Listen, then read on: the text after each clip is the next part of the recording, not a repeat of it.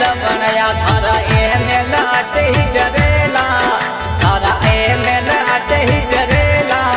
थोड़ो सोहबल रे नर गेला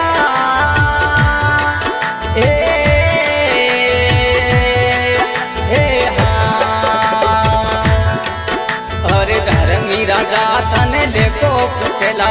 धर्मी राजा थने लेको पुसेला हरि ने जवाब कोई देला मालिक ने जवाब कोई देला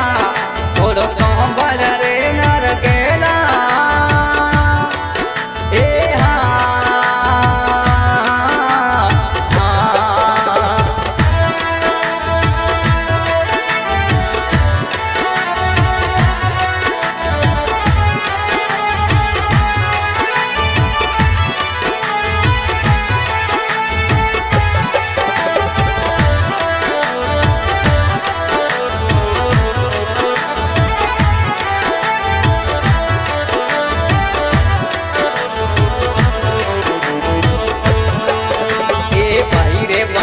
थारो कुटुंब कबीलो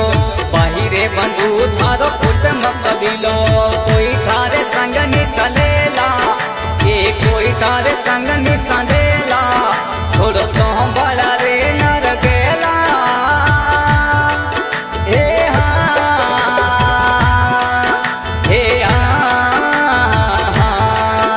अरे धर्मी राजा थने लेको पुसेला धर्मी राजा थने लेको पुसेला हरि ने जवाब कोई देला मालिक ने जवाब कोई देला थोड़ो सोहबल रे नर गेला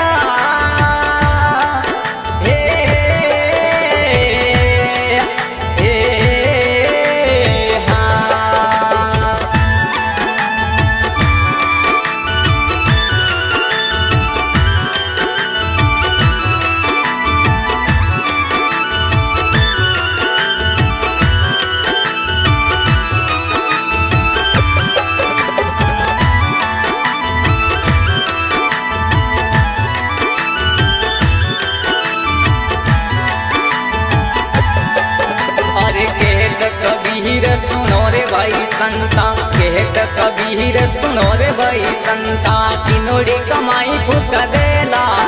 किनोड़ी कमाई फूक देला थोड़ो सोहबल रे नर गेला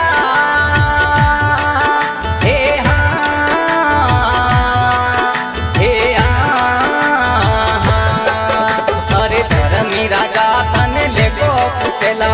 धर्मी राजा थने लेको पुसेला हरि ने जवाब कोई देला मालिक ने जवाब कोई देला थोड़ो सोहबल